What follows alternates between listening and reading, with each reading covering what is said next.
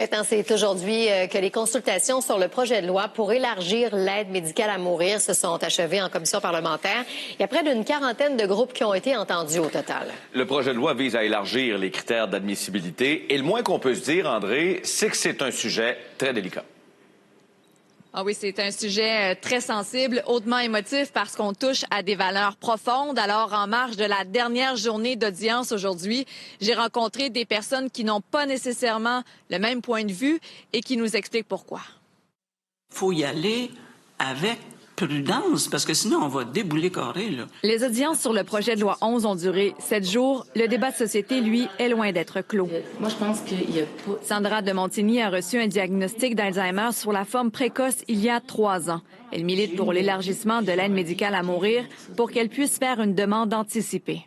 Puis ce que je souhaiterais, c'est être capable de déposer une demande maintenant que je suis capable, avec toute ma tête, ou presque en tout cas, de dire ce que je souhaite, puis à quel moment je voudrais partir, à quel moment je voudrais avoir l'aide médicale à mourir. Puis donc, j'écrirais mes critères.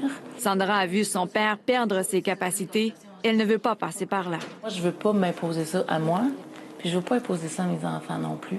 En plus des demandes anticipées, le projet de loi vise à obliger les maisons de soins palliatifs à offrir l'aide médicale à mourir. Les personnes avec un handicap neuromoteur grave pourraient aussi en faire la demande. Une avenue qui fait sursauter Louise Brissette, mère de 37 enfants handicapés. C'est même pas une solution à envisager, là.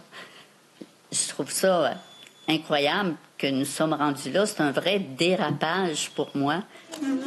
J'ai peur que facilement, on élimine un paquet de gens. Le réseau Vivre dans la dignité espérait être invité aux audiences de la commission en vain. C'est l'aide à vivre qui doit primer.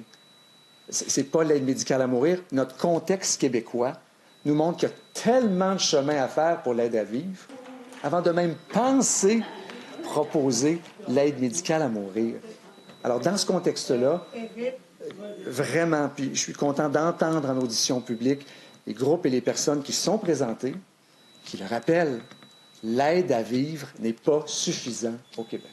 Les consultations sont maintenant terminées. Prochaine étape, étude détaillée article par article. Si tout va rondement, la nouvelle loi pourrait être adoptée d'ici la fin de la session parlementaire. André Martin, TVA Nouvelles, Québec.